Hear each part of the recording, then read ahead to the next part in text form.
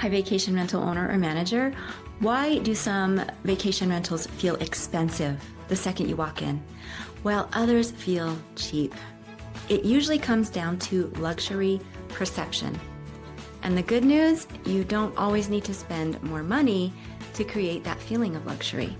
In this episode, we're breaking down 5 common design mistakes that can make your STR look cheap and how to fix them.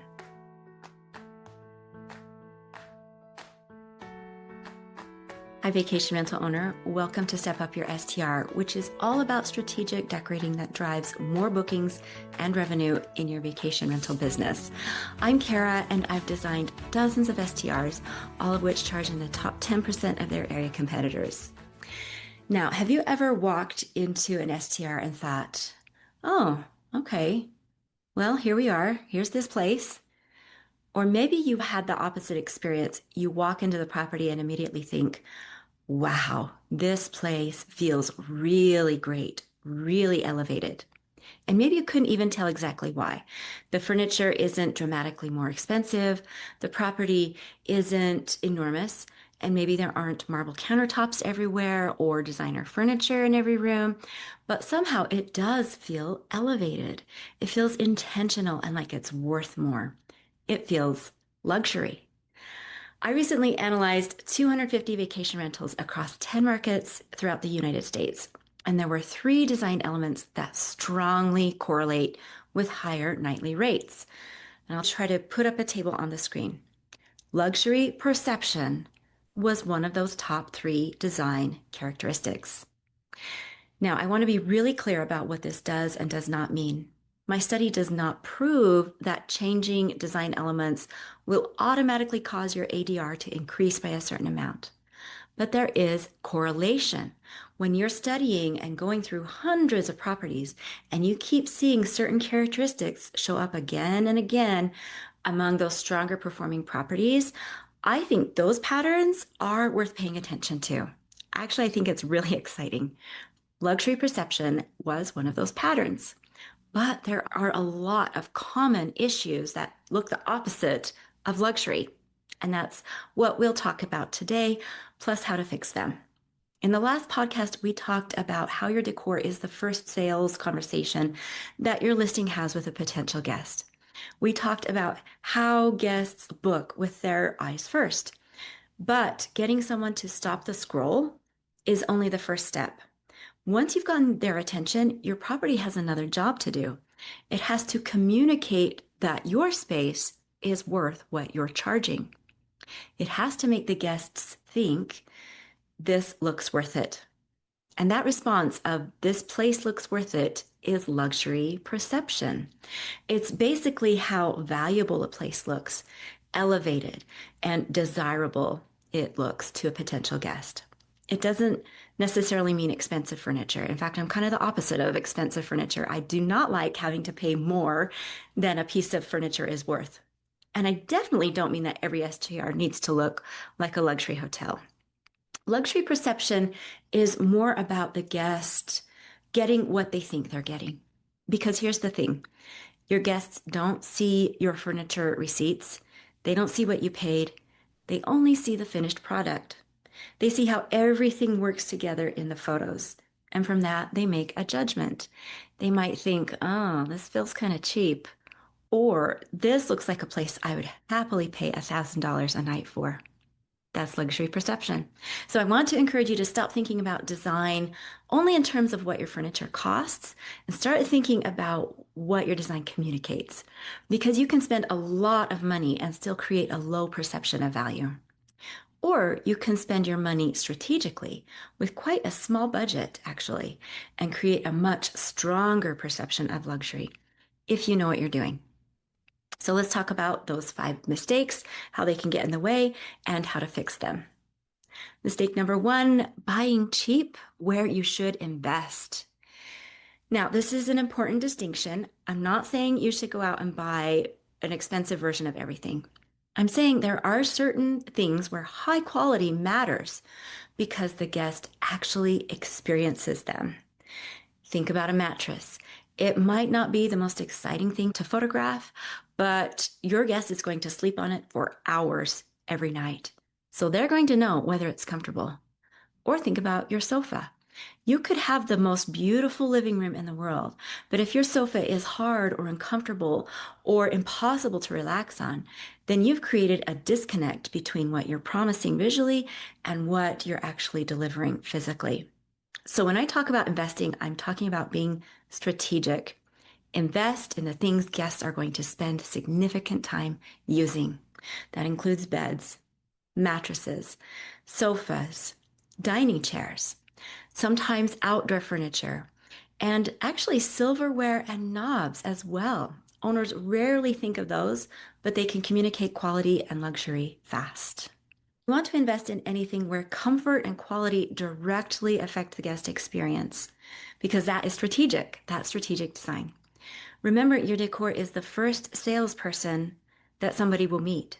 The design in your listing photos is making a promise, and then the guest experience needs to deliver on that promise in order for you to get good reviews. You don't want your design to say, this is a premium experience, and then give your guests a cheap, uncomfortable mattress when they arrive at your place. So the visual promise and the experience, the physical experience should match.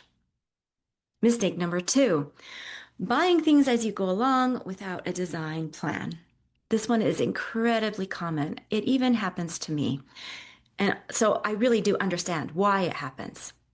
Here's what the most common scenario is that I see for STR owners.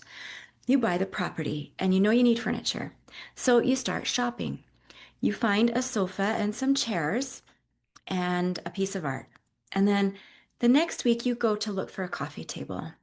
And then maybe a month after that, you realize that a rug would be great. So you get that. And then maybe a couple weeks later, you see some lamps and realize, oh yeah, lamps would be good. Every individual thing might look fine on its own, but if you didn't have a plan to follow, in 4 months, you're going to stand back and probably think nothing goes together. The sofa is one style, the rug is another. The artwork doesn't really relate to anything. The colors are all over the place. There isn't a cohesive look at all to the room. It's just stuff. This is one of the biggest differences between furnishing a property and designing a vacation rental correctly. Furnishing it means I need something here. Designing it correctly means what belongs here and why. The smartest way is to have a plan before you start buying. You need to know a lot of things. What is the personality of this property? What colors should be used? What are the major furniture pieces that go in this room? Where is the focal point? Where should we invest more? Where can we save? What do we want the guests to feel? And the questions go on and on. Design really is complicated, but when you have that good plan from the beginning, you can make individual purchasing decisions in phases if you need to. You can space out those purchases and they'll still enhance the look of the whole room. I want to stop here and give a shameless plug. I do e-design for STR owners from everywhere. You would get a detailed plan with all the information you need to set up your space as if I were there doing it for you. You can find a link to e-design, that info in the description. Okay, back to the episode. Without a plan, every purchase is being judged in isolation. You're asking, do I like this? But with a plan, the question becomes, oh, does this support the design? Yes. This plan say that it will, and it does. It's a completely different way of shopping because one of the things that makes a space feel expensive is intentionality. You look at a really well-designed room and you get the sense that everything belongs. It doesn't necessarily match. In fact, things in a really well-designed space rarely match exactly, but it does look like somebody made really good and wise decisions. That's what I want your guests to feel. Someone designed this. I don't want them to feel like, oh, here's some stuff in this room and we can use it. Mistake number 3 is going all neutral. Now, I've talked a lot about how it is great to use color in your STR. So I want to be clear that I'm not anti-neutral. I actually love neutral spaces. They can be so timeless and restful and sophisticated. Calming colors like restful neutral colors can be a fantastic foundation for an STR. The problem is when everything is neutral and there's no contrast. Because if everything is beige or everything is gray and your sofa is soft and neutral and your artwork is and your accessories are soft and neutral, you end up with a room that's visually flat. And remember, your room is going to be seen in a photograph before it's experienced in person. So contrast is a great solution if you have an all neutral backdrop. Contrast helps photographs stand out online. It helps your eyes move around a room and creates visual interest. It doesn't mean that you suddenly need to paint a wall bright orange. There are lots of sophisticated ways to create contrast. For example, black and white. You can have a mostly neutral room and introduce some black with like a lamp, a couple of pieces of furniture, some black hardware on a cabinet, picture frames. Another combination that I love for contrast is old and new. Maybe you have a beautiful vintage item and then you hang a really cool contemporary light fixture overhead. Or maybe some traditional artwork with contemporary furniture. The tension between old and new creates interest. Another way to create contrast is with neutral plus a few strong colors. Not every color in the rainbow, that will give you the Skittles effect, but you can have a beautiful neutral room and then bring in some intentional colors, some of those hits of color, maybe like a deep green sofa or a fuchsia coffee table or a really cheerful yellow throw. The point isn't to make the whole room colorful, but it's to give the eye something to notice. This is where I think STR owners can sometimes get stuck. They're afraid of making a mistake, so they make everything safe, quote unquote safe. But safe is typically forgettable. We don't want your STR to be forgettable. I'm not saying stop using neutrals, but I am saying don't use all neutral. Use some contrast intentionally. Mistake number 4, using generic art. Now, before I talk about this one, I want to make another distinction. I'm not saying that every accessory or even every piece of art in your STR needs to be unique and make a statement. There are fantastic affordable accessories everywhere. You don't need to spend $500 on a vase or find, the most amazing rug that's from Turkey. You can find great things that are mass produced. There are a lot of good things you can choose from that are good quality. You just need to know what you're looking for. Now, artwork in particular is one of the easiest opportunities that you have to give your property personality. And so often I see artwork that is there basically because it's on a blank wall. There's a blank wall, so you put up something that looks like art. I want to share a few art guidelines. If you have a big blank wall, you do need a big piece of art. But don't just ask yourself, what's going to fit here? Instead, ask, what should this wall say? Because your artwork can communicate so much. It can communicate the destination, the personality of your property. It can become the room's focal point. And a focal point is really important in interior design. Certainly, art can reinforce your color palette. Art can even become part of the story of your place that guests will remember. Like I said, not every piece has to be custom or expensive, but your main art pieces should be intentional because generic art is one of those things that really can make an otherwise attractive STR feel like it came straight out of a big box store. It doesn't tell me anything. So I want to give you 2 specific examples of very generic art. One is the Eiffel Tower, and one is the New York City skyline. If you don't live in New York City, if your STR is not in New York City, or if it is not in Paris, don't use the Eiffel Tower or the New York City skyline. It's just way overdone, those 2 things. Those do not give a guest a reason to remember your place. And when you're competing against dozens of other properties, personality matters, and art can get you there. Mistake number 5, not following basic design rules. This is one of the reasons I think professional design expertise can make such a big difference. Sometimes the owner actually has bought some pretty good stuff. The sofa is nice, the chairs are comfy, they have some really good artwork, and yet the room still doesn't look right. Why? Because design isn't just what you buy, it's what you do with what you buy. Scale matters, proportion matters. Scale and proportion have to do with how big the pieces are in relation to each other and in relation to the room. Spacing matters, how far apart things are placed from each other. Balance matters. Balance is when I'll just give you an example of an imbalanced room. If you have a big cabinet and it's a dark wood, and then you have a dark TV, and then maybe some dark artwork all on this wall, and then you don't have anything over on this side of the room, that will feel heavy to one side. So that's an imbalanced room. Balance matters. Traffic flow matters, how people walk through a room. And that's just a few of the design rules that I'm talking about. But all of these things can completely change how a room feels. It's really common to hang artwork too high. It's also really common to put furniture in an arrangement that makes conversation difficult or impossible. Another common problem is pushing everything against the wall because people will think that makes the room feel bigger, but it actually makes the room feel worse. Too short curtains, curtains that come off the floor more than a quarter of an inch, that's too short. And that's another common issue. Using too many pieces of furniture in a room or too few.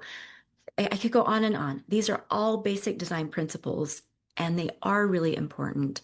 They're especially important in your vacation rental because the room isn't just being experienced in person. It's not like you're just there using the space. It's being photographed. Furniture that is technically functional can still create a terrible photograph. You might have a pretty nice living room, but if the furniture arrangement doesn't create a natural and strong composition, the listing photo won't communicate what the room actually has going for it. So that's why I encourage people to ask, does this piece work in this room? Anything that you're going to put in, does it work along with everything else that's in the room? That's the difference between collecting things and just putting stuff into a space and actually creating a really nice place where people can feel comfortable and happy. Okay, let's look at these 5 mistakes again, just briefly. They are buying cheap where you should invest. That can hurt the guest experience. It typically does hurt the guest experience. Number 2, buying things as you go can create a disconnected space when you don't have a plan. Going all neutral can make a room feel visually and look visually flat. Generic art can make a property feel like it has no personality. And poor furniture arrangements can make even beautiful items look like they're just totally wrong. None of these things necessarily means you've done something dramatically wrong, but several of them happening together, that's what I most often see. And that creates a property that feels less valuable than it actually is. And that's the key. Luxury perception is about the whole picture. Does it feel elevated and worth the price? And here's something I really want STR owners to understand. Please don't let your takeaway be that I'm saying you should spend more money. That's not the message I want to send. In fact, one of the things that I love most about good design is that it can make a budget work harder. An STR designer's job is not to make you spend more. It's to help you spend better. If you have $10,000 to furnish your room, I don't want you to spend that $10,000 randomly. I want you to hone in on where will that $10,000 make the biggest difference? What will make the property more memorable? What will improve guest experience? Those questions matter so much, and $10,000 can go a long way if you know what you're doing. Spending that decorating budget wisely is making decisions on what will create the strongest overall result for you and your guests. All right, I want to give you a solid takeaway. So here's something you can do with your own STR. Open your listing and ask yourself, does my property look intentional? Does everything look like it belongs together? Does it photograph well? And then here's a big question. If I didn't know how much this property costs to furnish, what would I assume it costs? That's an interesting question because that's what your potential guest is doing, even if it's subconsciously. They don't know your budget, but they are forming a perception. And that perception is influencing whether they're going to book your place or somebody else's. This is why I keep saying that your decor isn't decorating, it's marketing. It is communicating before you ever get a chance to make your case in words. And if the design is communicating cheap, it doesn't matter if you actually spent a lot of money. Guests don't see the money, they see the results. That's the power of design. And that's why I think our owners should stop thinking about design in terms of, as the finishing touch, and instead thinking about it as part of their sales strategy.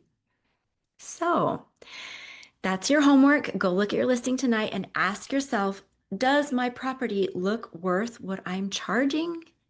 If you think it could use some zhuzhing up, I want to let you know that I have a whole page full of free resources on my website. You can check it out.